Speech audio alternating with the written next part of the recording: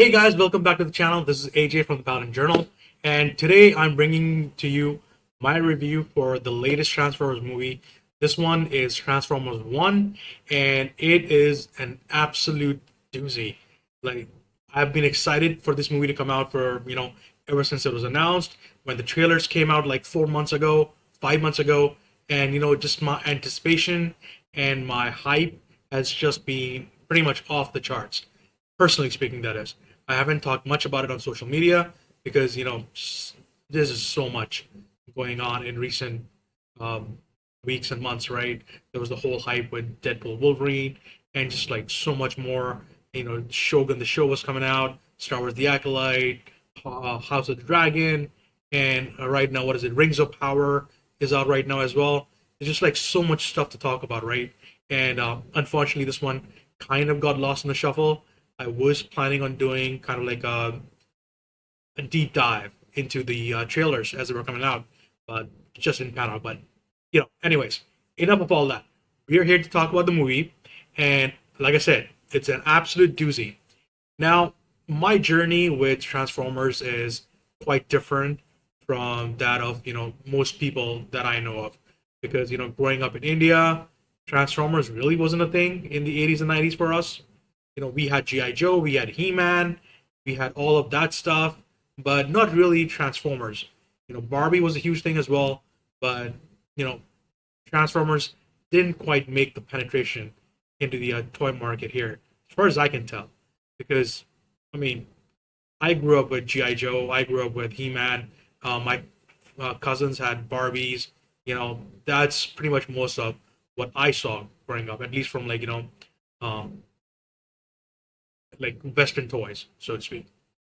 And we had stuff with Superman, Batman, all those big names for superheroes and everything. But Transformers, I really don't remember if we ever had anything. But as I got older, I eventually went to college, 2005. That's kind of when I heard about Transformers. I saw the cartoons, the Transformers Energon cartoons.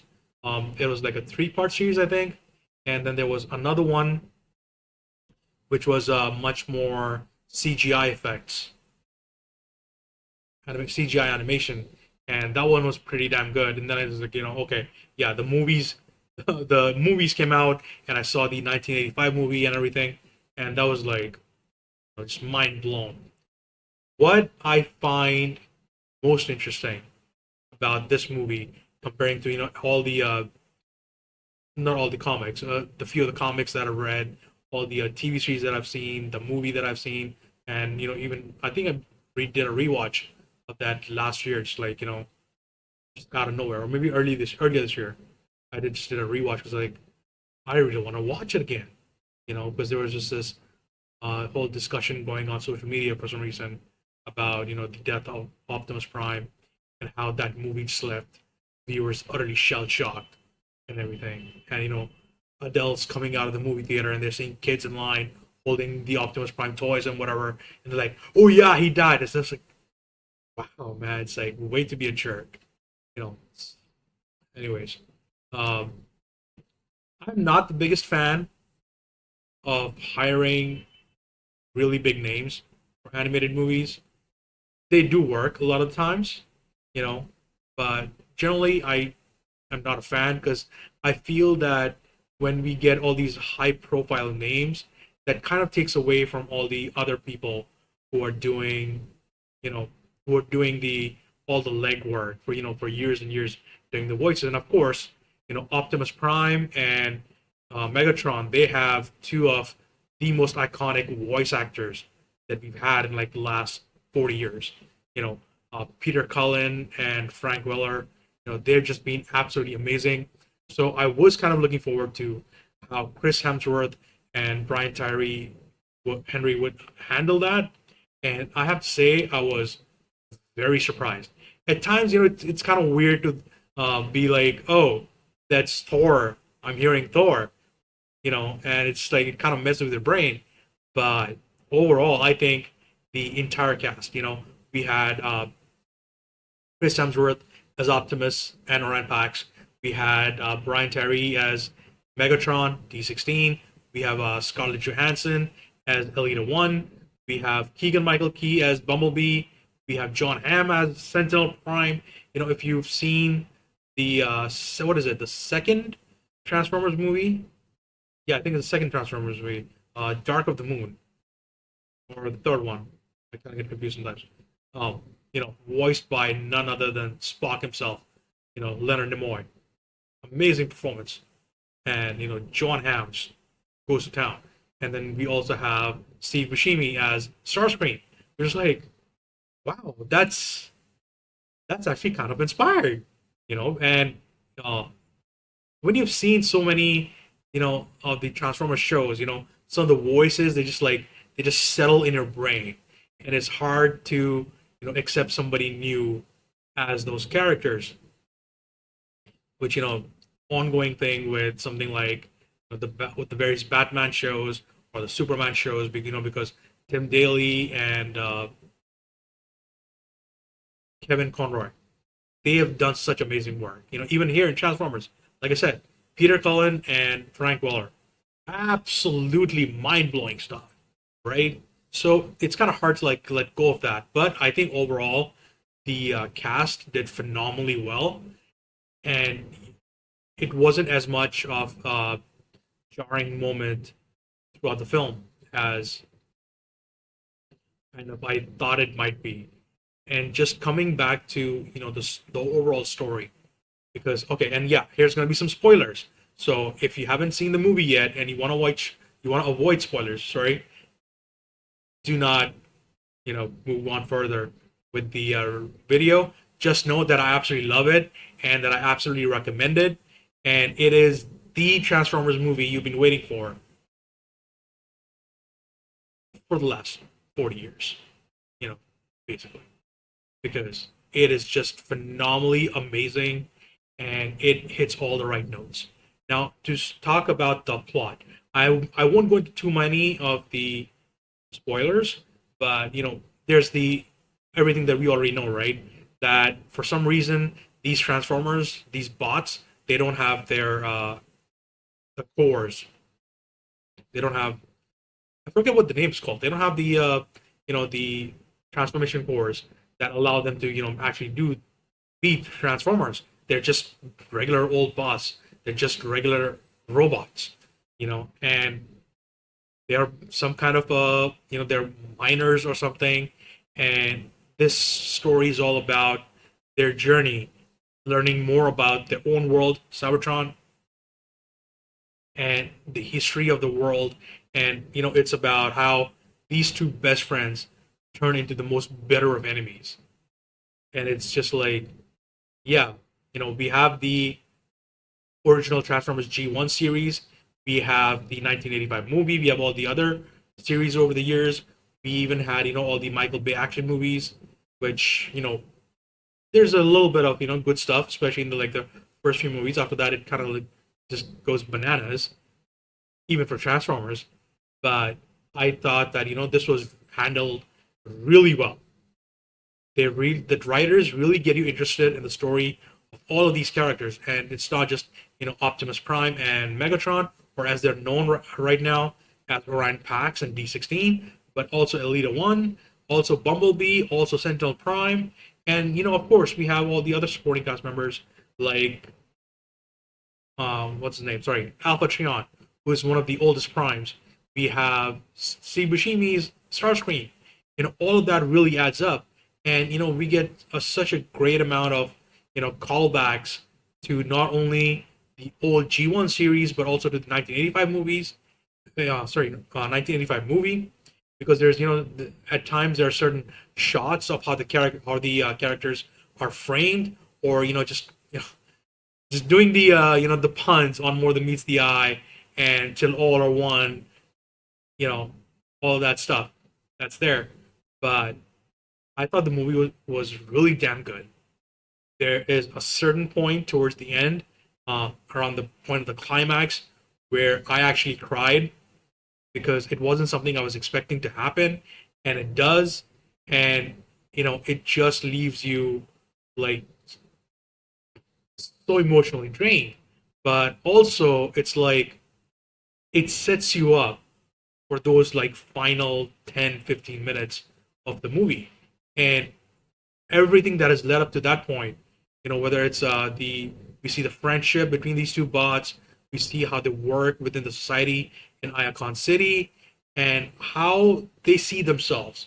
Because Orion Pax is someone who wants to explore, who wants to find out, all the mysteries, and and in his own words, he wants to make a better world.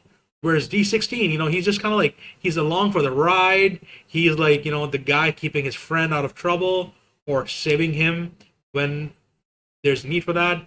And it's just like it's all the same themes, right? The planet doesn't have enough energon.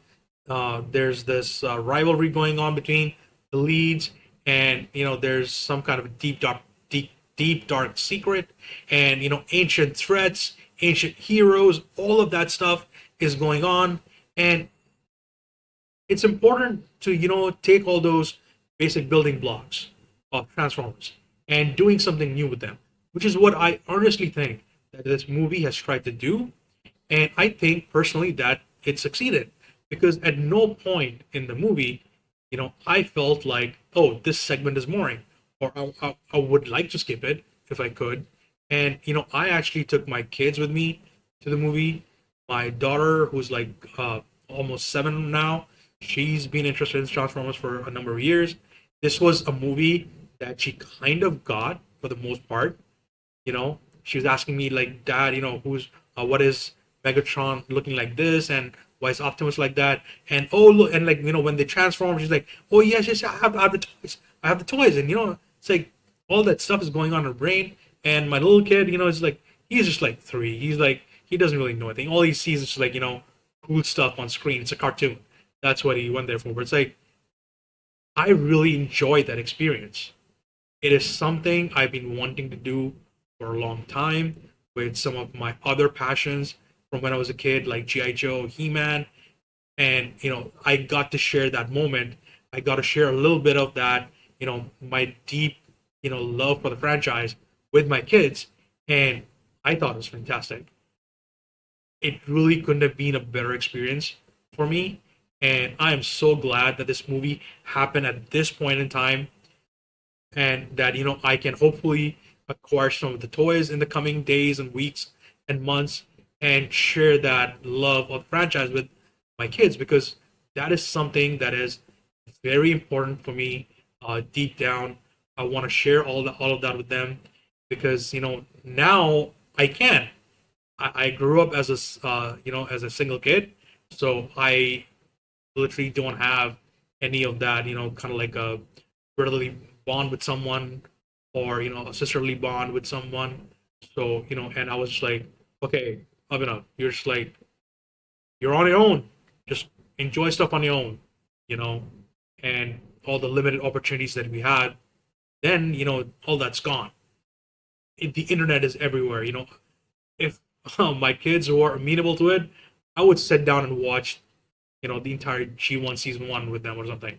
I would watch the action movies with them. I would probably just watch the 1985 movie with them. So because like for them right now, it's about developing all of that. Okay, these are the characters, and okay, they recognize the toys, they recognize something else here and there, and they just like enjoy it. And that's something I really wanted from this movie, and that is what I got. I think the writers, they did a amazing job with this movie. I don't think I have like any criticisms of the story itself. I thought it could have been a little faster, maybe, and that the end dragged on a little bit. But whenever I start to like go down the road, the movie just throws you a curveball, and it just sets up this huge badass moment like throughout the movie. Like when Starscream is introduced, or when the bots, they all gain their transformation cores, or the big final battle that we've seen from the trailers. Or whenever all that happens, it's like yes, yes, yes. And like I went to a show that was in the middle of the day, like just past afternoon, like late afternoon show, and the movie hall wasn't even full. It was like maybe there were like 15 other people, but there was like so much cheering, like um, people were getting excited at all the all the moments that I expect a full crowd to go nuts. Like even myself, as much as I try to stay a little bit quiet during movies. Like I was punching the air during Deadpool and Wolverine so much, and I had that same exact experience with this one because the movie just it just keeps delivering on all those great moments. Like you really want to like just punch the air and just be like, yes, Optimus kick his ass, or Megatron beat that guy down, and so on and so forth. And one of the really cool things that I enjoyed, as a bit of an aside, is that Megatron, obviously, he doesn't start out as Megatron. I have always known him to just be Megatron. I haven't read, much of the origin stuff that's been done in the comics. Not sure if it's been done in any of the series. I haven't really watched much, I'll admit. But, he's introduced as D16, and he's a huge fan of Megatron's Prime, which was like, wow. So it's like, there used to be like six or seven of these, really powerful Transformers called the Primes, and Megatronus Prime was one of them. Alpha Trion, who was voiced by none other than Lawrence Fishburne, Morpheus himself. Wow, it's like he's in the movie for like, maybe like 7 or 8 minutes, but he steals the show all on his own. He's very much like a Martin Freeman kind of guy because whenever Martin Freeman is talking, he has this particular way of enunciating that I felt Lawrence Fishburne really captured in this movie, and also it kind of like how he played it in the Matrix movies as Morpheus. His enunciation is just like, and his tone and timbre is just like so perfect. That you really feel like yes, this is a really like ancient and powerful character talking, and his transformation form was like ah, out of this world. It's like it sets up so much, and then there's the movie kind of throws you another curveball in like who the villain really is. Although I guess people shouldn't really be surprised by that, but I am fully expecting there to be a sequel. Like I have no idea how well the movie is doing on the box office right now.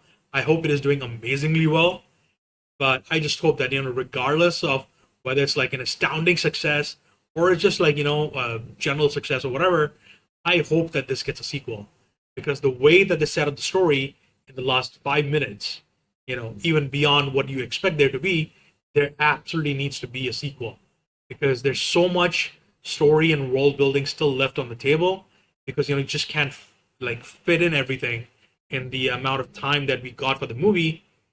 And there I just need there to be a sequel.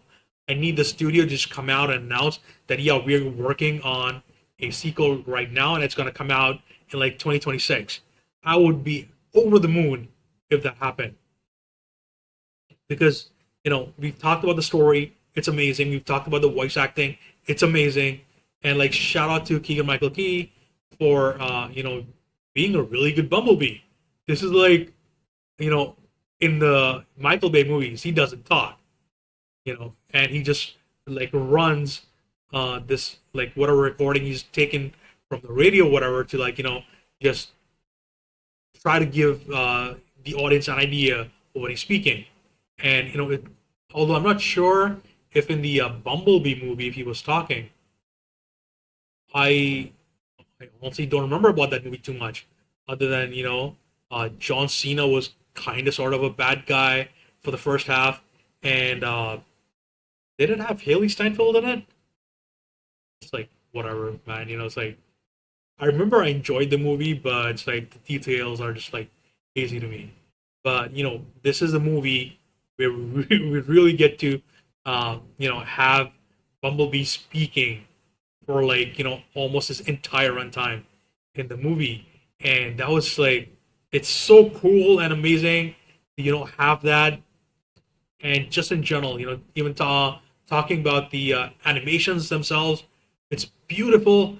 Iacon City, especially when it's all lit up, it looks breathtaking. The a lot of the white shots and of the city, white shots of the surface of Cybertron, it's just like really amazing stuff.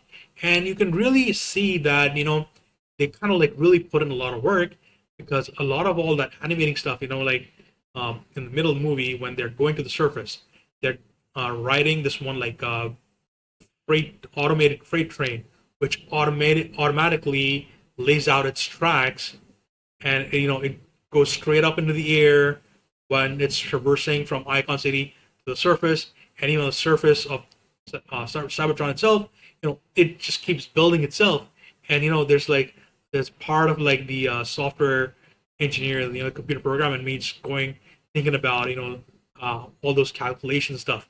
I've removed from that stuff for like 14 years, 15 years now. Like I really don't remember much about all of that, but say it got me thinking about that stuff, and say I don't really think I've had a moment like that before because just like the little stabs of animation I did while in college, it's just like whatever. It's like really basic stuff, and that was so challenging. It's like to see it pulled off so beautifully in the movie. It's like just wow. You know, every I literally don't have anything bad to say about the movie. I had a thoroughly good time. I enjoyed the story, enjoyed the characters. I loved the character development. I love this, the setup for the eventual breaking of the brotherhood between the two leads. I love that Elita One was such a prominent character. I love that we got to see, even for like, the briefest of seconds, we got to see RC on screen. We got to see Elita. We got everything they did with Starscream and his cronies. And just the movie sets up so much. Like, why does Megatron turn on Optimus? How does he get his followers? It's like the movie explains so much, and it still leaves so much on the table. It's like, yeah, we're gonna give you a lot of these really key building blocks, and then just run wild, just, make of it what you will. And if we get a second movie, we're just gonna go into more detail. And a lot of times, especially in recent years, with a lot of projects like these, the topic has come up that the human perspective is really distracting. I don't quite agree because I thought the human perspectives in the movies from like the last 20 years, 15 years, whatever, I thought those were done well for the most part. It's only when especially when they switched over to Mark Wahlberg, his character Kate Yeager, and all those characters. That's when they started to lose the plot and everything, and it was just like the movie could just like change all the setup from the last few movies, like, and it's whatever, But I think the first three movies, at least, they're fairly tight in that regard. But of course, not a human inside in this one. It's all about the bots. And while I wouldn't have been averse to seeing a human perspective in this movie, they tell an amazing story without any of that. And they're, excuse me, I read somewhere that the events of the movie are set like 2 billion years before Transformers come to Earth, which is like, which seems a little preposterous, But hey, man, it's whatever. Uh, it's a little out there for sure, but like, their entire culture is like stuck in time, and I can well believe it, if it happens to be true. So it's whatever. But anyways, yeah, that's really all I got. I thought so like I said, just to sum up, amazing story, amazing characters, great character development, great pacing of the entire movie, great voice acting. I'm not sure if I said that already, and great cinematography, great direction, and just visually, it's a feast. And speaking of visually being a feast, I did think about going in. How are they going to explain that Optimus transforms into a truck? How Bumblebee transforms into a Camaro, how Alita, or well, I was thinking about RC because I thought the character of Alita one was actually RC, and I was thinking about why she turns into a bike and why Megatron turns into a tank. But the way that they don't quite explain it in the movie, which they didn't have to explain. It's kind of like help the viewer understand how all that happens, and the designs they give these characters, they happen to be just different enough from what we generally know of to just like, okay, yeah, that makes sense. Because like Optimus, he does transform into a truck, but it's not a human truck. It's this like sci-fi futuristic kind of looking truck with rockets on it, and Bumblebee, when he transforms into a car, it's this really snazzy looking like futuristic car too. It's not just like a Camaro. You know, probably the restrictions of doing stuff in the movies, so to speak, and all of that. And I thought it was really amazing, and I love that. With especially with Megatron, they went more with like the G1 look with his what's it called? Uh, he has this gun and he transforms into a tank, and he is like literally super freaking badass. I've admired Brian Tyree Henry and some of the other work that he's done, but this movie has made me into a real fan. It's like because he is like start to finish, he is perfect in the role of D16 slash Megatron. He has the perfect, pitch and timbre and all of that intonation, everything. He's just perfect in that role. Chris Hemsworth gets a little bit distracting at times, but it's like he captures the essence. Like all these characters, they capture the essence of their more famous, so to speak, counterparts who've been doing the voice acting for so many years. And the introduction of Keegan Michael Key, John Hamm, and Lawrence Fishburne, Scarlett Johansson, all these characters, all these actors, I thought it was pretty down well. The story really works to bring out the best of all of them, and especially John Hamm.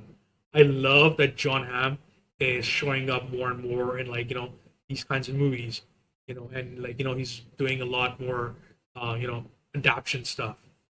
So his Sentinel Prime, like I'm still partial to Leonard Nimoy from the Michael Bay movies, but here in this movie, I thought he did an amazing Sentinel Prime.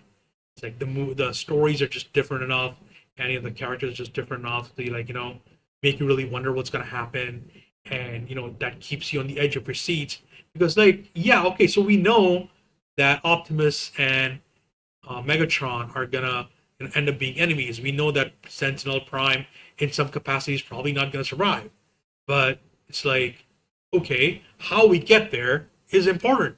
The journey is important, and you have to understand, right? This movie is it's for a very different generation of Transformers fans, whether they're uh, old fans or new fans or potential new fans, whatever you want to call it. And it's set in a very different time, and I think this could be a very key catalyst to take Transformers into the next era for the next 20 years, 30 years of movies, because I think it's going to leave a huge mark, like culturally speaking. We haven't had an actual origin story in live action form for like ever, because the movies just didn't really do a good. The Michael Bay movies didn't really do a good job of that. Um, Animation, I'm sure it hasn't happened for ages and ages. Um, it's like because those were always like, okay, so the war between the Decepticons and the Autobots that it's already been happening, and here we are. This is getting the peek behind the curtain, so to speak. And I don't think this is going to suffer from the curse of the prequels because this is an entirely new story. It just happens to start at chapter zero. This is the prologue to everything that's going to happen from here on out for the next like 15, 20, 30 years. And I can't wait to see that. So, anyways, guys, that's all me with Transformers 1. Once again, A thoroughly enjoyable movie. All of you should go out and watch it right now, as soon as you can. Don't wait and just go out and watch it. Um, I loved it, and I hope you guys love it too. So, anyways, that's all me for the video. Please like the video, share the video, subscribe to the channel, and I'll see you guys very soon again for more Rings of Power stuff and some of the other things I've got cooking in the meantime. So that's me signing off, guys. See you. Bye.